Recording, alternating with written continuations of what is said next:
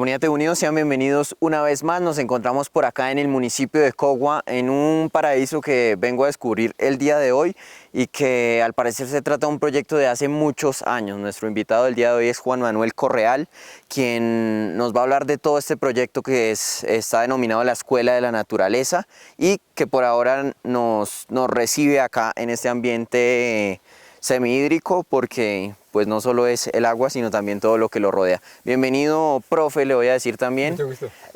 ¿Cómo está? ¿Cómo se siente? Bien, muy bien. Bueno, presto a las preguntas. Por supuesto.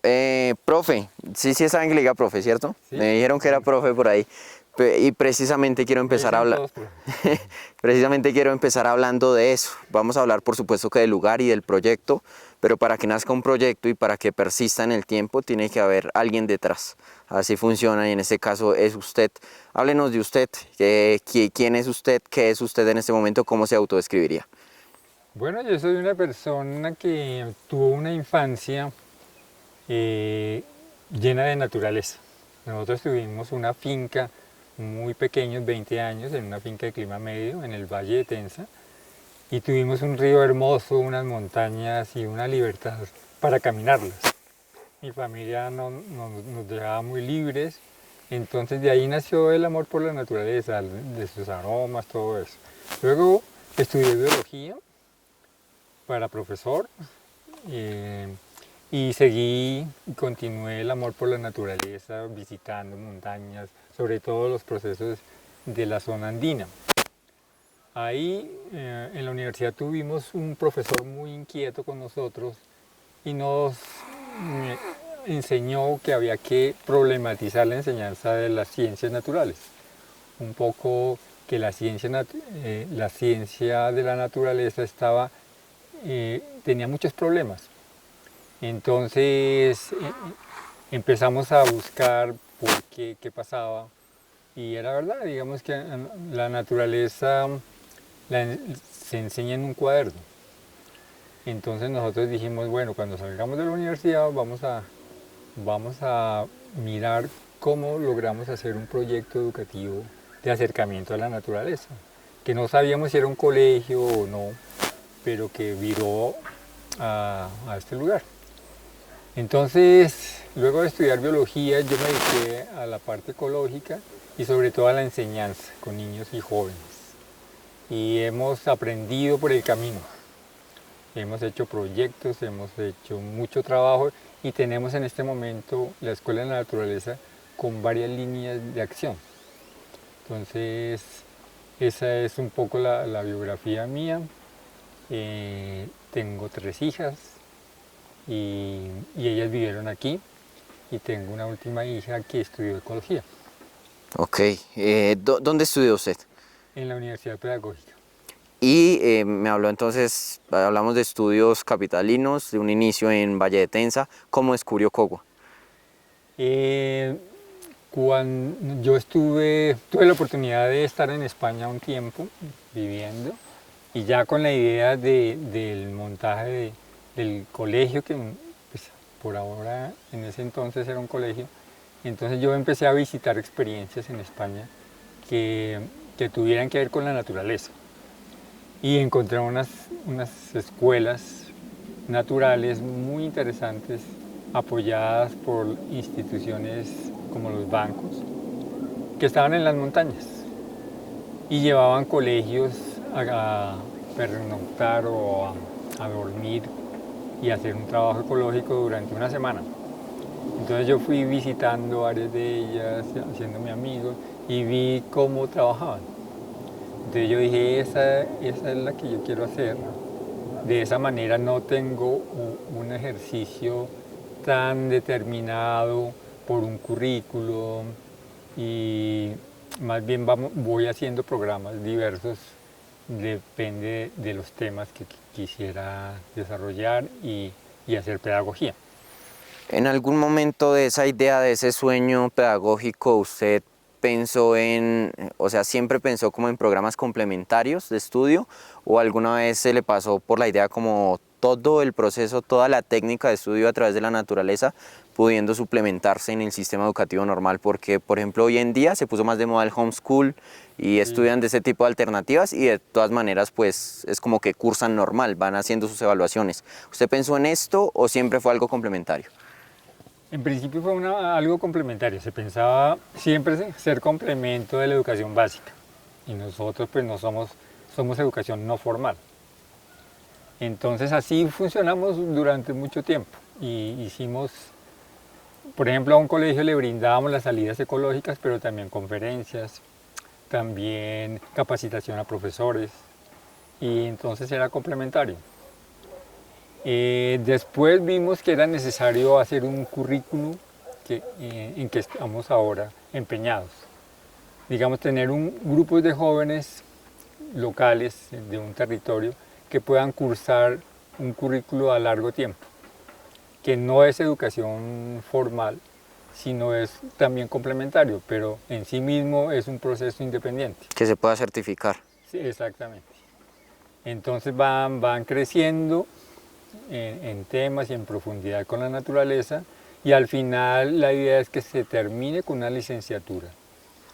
La naturaleza es un término universal muy grande que abarca muchas cosas. ¿Alguna vez se ha querido centrar en algo o cómo adopta usted el potencial tan gigante de la naturaleza para enseñar? ¿En qué ramas usa? Sí, nosotros pues fuimos aprendiendo de muchas vertientes y finalmente fuimos adoptando la pedagogía Waldorf Steiner. Esa pedagogía tiene que ver mucho con la naturaleza y con la espiritualidad. Entonces vimos que por ahí era el camino. Y esa pedagogía habla de la naturaleza, la relación con la naturaleza desde muy pequeños. Entonces, bien, y se habla de septenios. O sea, por septenios el niño tiene unas características y la pedagogía debe enseñar para esas características. O sea, cada 7 años. Cada 7 años. Entonces es muy interesante porque, por ejemplo, de 7 a 14 años no se deben dar conceptos profundos, como por ejemplo la célula o el ecosistema, sino es más sensibilización. Es tocar, ver, sentir, pintar, dibujar, caminar.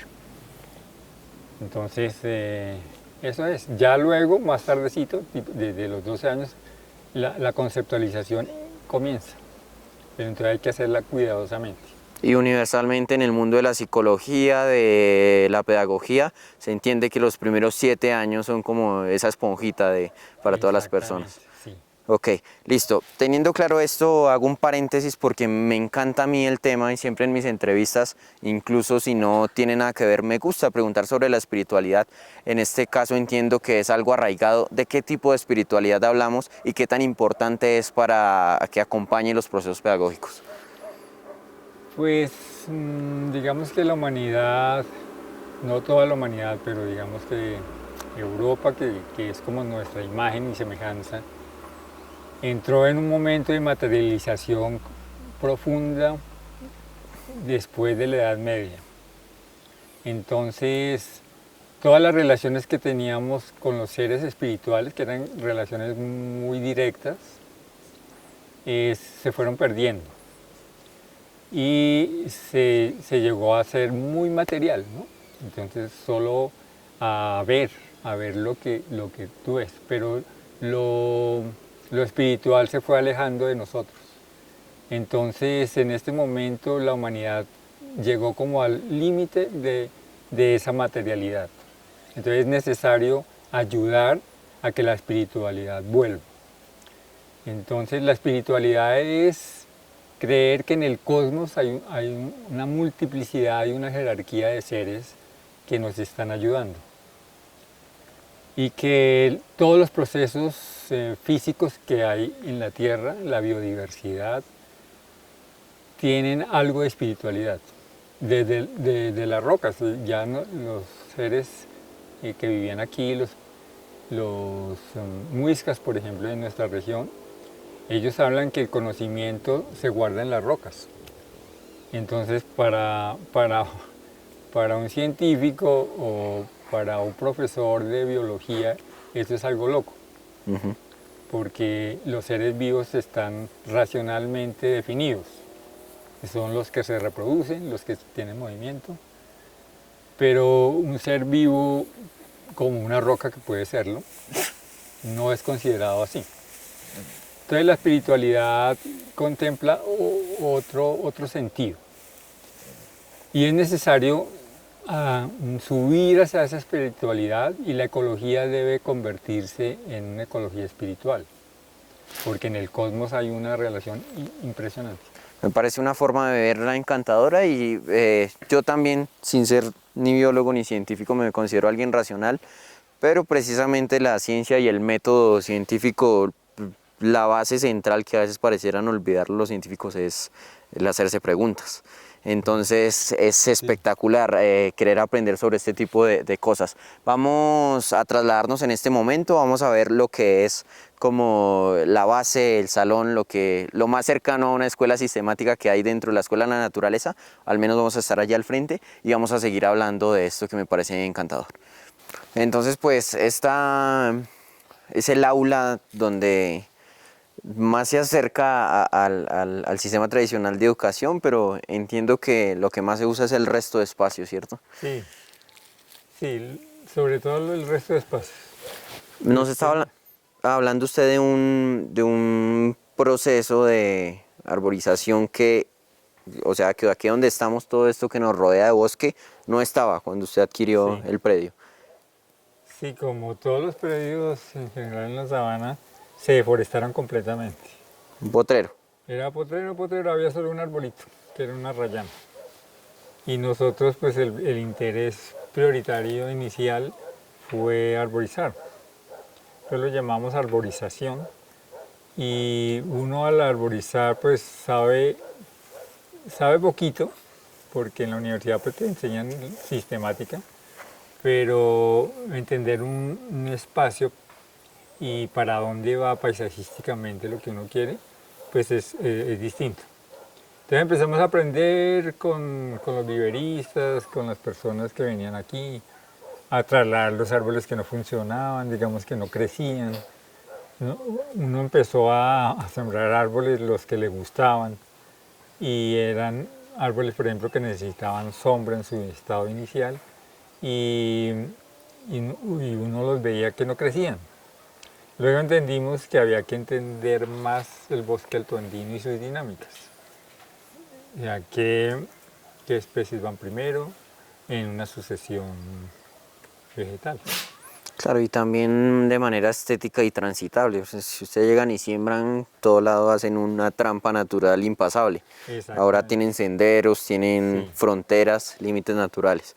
Interesante. Quisiera retomar el tema, a ver si lo podemos cerrar, aunque es un tema de debate infinito. Pero, ¿qué tan dañina cree usted que es la materialización excesiva que hay actualmente en el mundo? Esto pues, indirectamente también va a hablar del capitalismo. ¿Qué tanto le hace daño a la sociedad?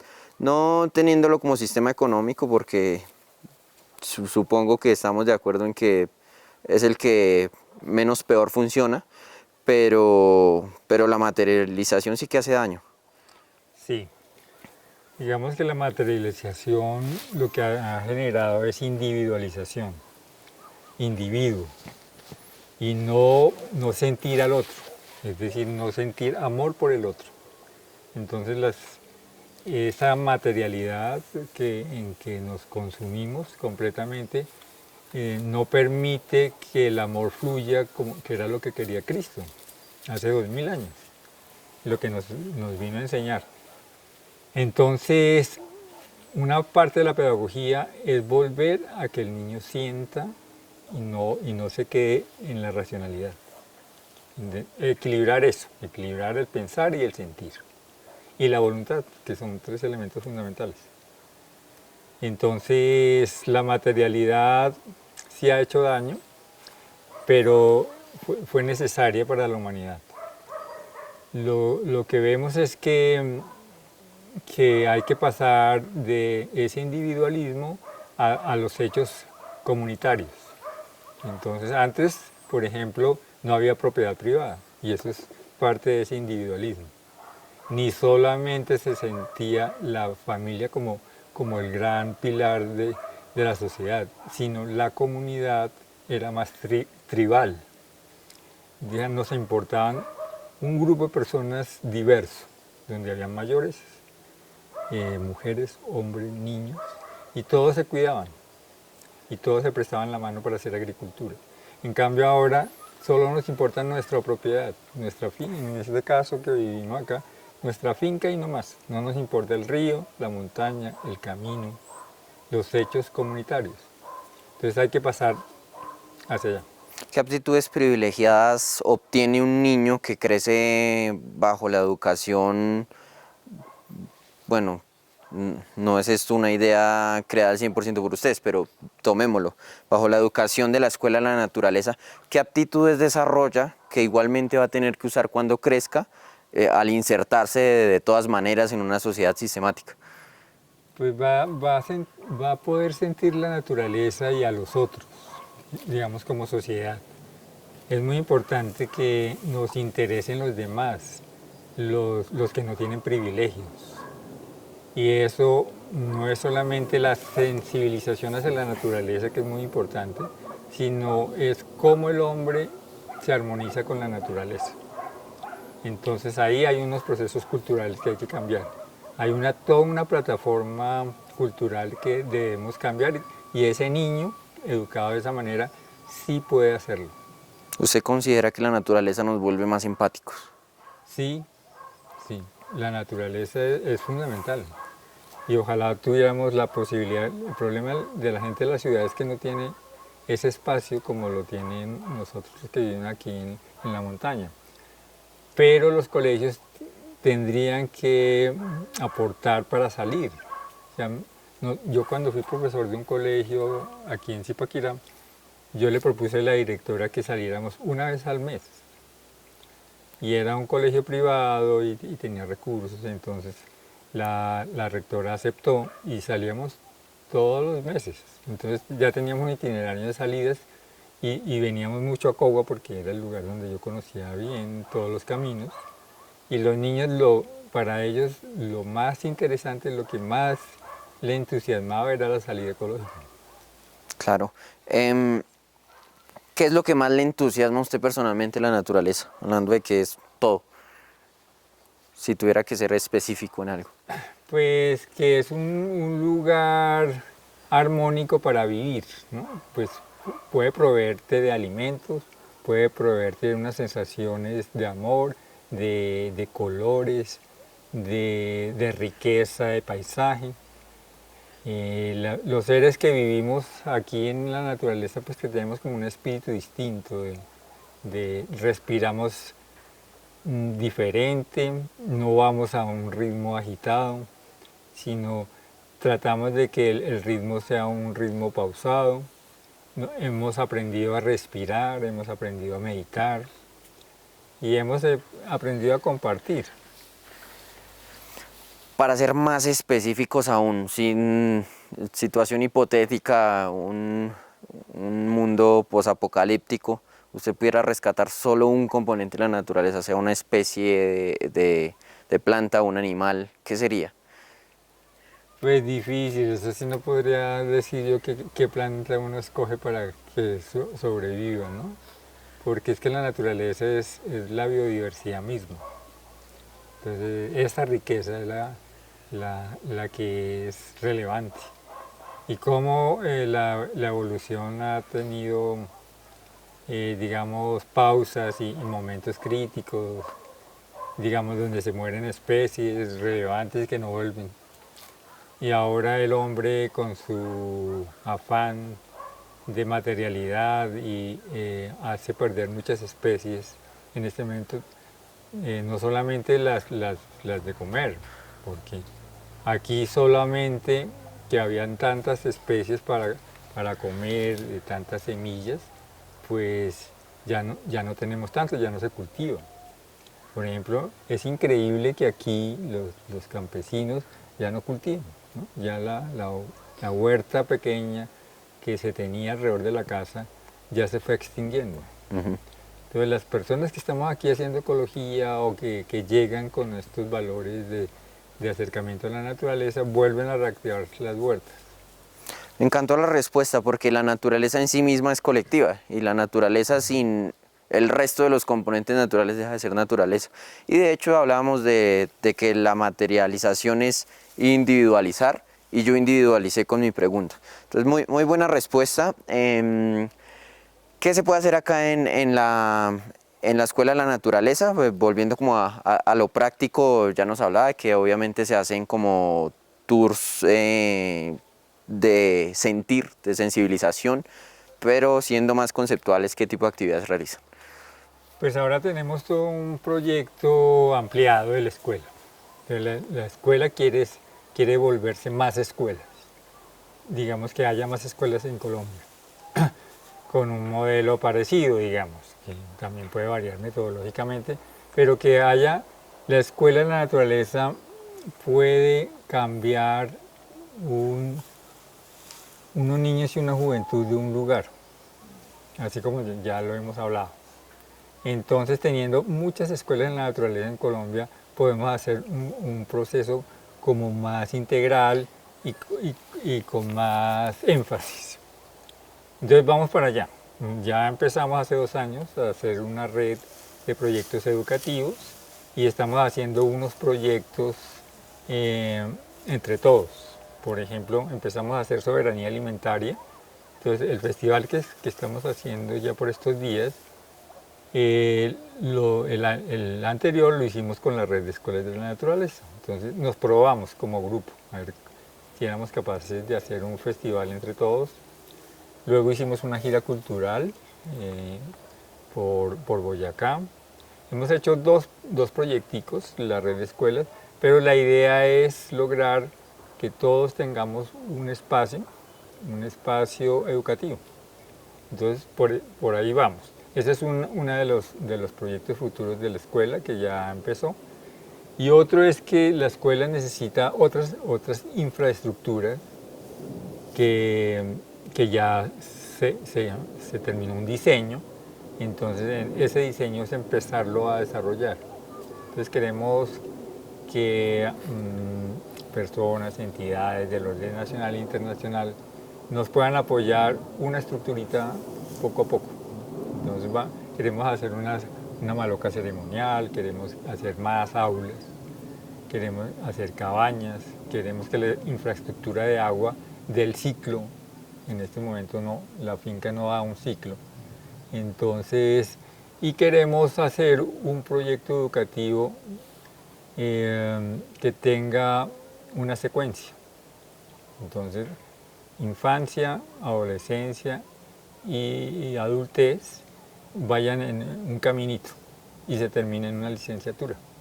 Bueno, me llama mucho la atención esto último que me comenta, profe, porque ya habla de algo a largo plazo, o sea, de una unión dentro de los procesos. ¿En este caso seguirían siendo complementarios de igual forma? Sí, sí, aunque cada vez menos, porque cada vez son más independientes. Digamos que no dependemos de una institución para brindarles un apoyo, sino que ya, por ejemplo, ya empezamos a hacer unos ensayos con los niños de 7 a 10 años más o menos. Hicimos lo llamamos acercamiento a la naturaleza. Y era un proceso durante un año, todos los sábados. Entonces ellos venían, tuvimos 10 niños, luego 8 niños, pero esos niños estaban permanentes. Y íbamos haciendo un proceso que lo iniciamos un poco para hacer sentir y ver los elementales de la naturaleza, el fuego, el agua, la tierra y el aire. Entonces esos eran como los temas y en cada tema había un ejercicio educativo. ¿Usted personalmente tiene alguna ideología espiritual específica? Porque me habló como de creencias ancestrales, pero también me habló de Cristo. Sí, digamos que a uno lo crió una familia cristiana, ¿no? O católica, sí, católica. Pero yo tuve una educación muy ligada a la Universidad Nacional. Yo hice todo el colegio ahí desde los 8 años, desde los 10 años. Entonces ahí había una inspiración materialista, filosófica, que inspirada por los profesores. Entonces, por ejemplo, a mí a los 15 años me hicieron leer un libro donde se hablaba que todos esos procesos espirituales pues eran más un invento del hombre mismo, ¿no? Que no existían, sino que eran un invento. Y eso me marcó, ¿no? Y entonces yo tuve una duda durante mucho tiempo, hasta que volví a recuperar ese ejercicio espiritual fruto de mis lecturas y acercamiento educativo. Entonces, yo ahora hago un seguimiento desde la antroposofía, que es la base que nos habló el filósofo que les cuento, Rudolf Steiner, y ahí uno encuentra un universo y una jerarquía de seres increíbles. Entonces yo voy explorando. Por ejemplo, antes yo no creía en los arcángeles y ahora creo en los arcángeles. Ok, interesante. ¿Cuál es, cómo nos podría definir brevemente antroposofía? ¿Qué tanto dista de la antropología? La antroposofía es como una ciencia espiritual. Entonces es un acercamiento distinto al hombre, que tiene que ver con lo espiritual, pero también con lo material, desde una perspectiva distinta. Por ejemplo, los hechos del hombre se consideran unos hechos cíclicos. Nosotros venimos a la tierra y nos volvemos a ir a un lugar espiritual por un tiempo y volvemos a entrar. Entonces, ya teniendo esa idea de que uno no se muere definitivamente cuando abandona la tierra, sino que va a retornar, es volver a entender lo que la ancestralidad ya lo tenía claro. Profe, podríamos tener un podcast, una tertulia de 6 horas, pero tristemente nos va culminando el tiempo. ¿Qué invitación se le puede dar a la comunidad? ¿Cómo puede contactar si nos está viendo en este momento alguien que tenga que ver con la organización de un colegio? Si alguna familia simplemente quiere hacer un tour, traer a los niños, mejor dicho, ¿qué posibilidades hay, qué oferta hay y a dónde se pueden contactar? Pues ahora ya no estamos haciendo el programa con los colegios como tal. Nosotros ya paramos ese programa porque sentimos que ya hicimos lo debido, ¿no? Aquí pasaron más de 100.000 niños. 100.000, más de 100.000. Más de 100.000 niños durante 18 años. Y creamos una metodología donde muchísimos profesores la adoptaron. Muchos de los talleristas que fueron estudiantes de la Universidad Javeriana de los Andes, de la Nacional, de la Pedagógica, pues aprendieron mucho acá. Teníamos grupos de estudio, hicimos todo un trabajo interesante, pero queremos pasar a otras partes. Pues en este momento estamos haciendo cursos derivados de un tema. Por ejemplo, la soberanía alimentaria nos preocupa.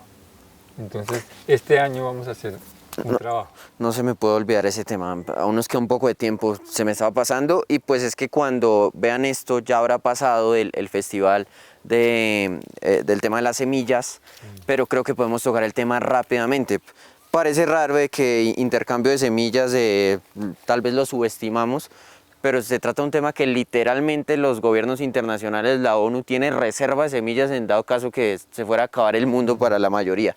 O sea, es algo que de verdad tiene importancia, aunque aquí digamos semillas, y más en Cogua, que no, campo, pasto, semillas sobran. ¿Qué importancia tiene este tema de las semillas de la soberanía alimentaria? Pues muy importante, porque pues dejamos de cultivar por todos los procesos de negocios con Estados Unidos, con Europa, donde el negocio es de los importadores. Digamos, es traer alimentos del exterior y tratar de que se cultive lo más poco acá Para que compremos. para que compremos.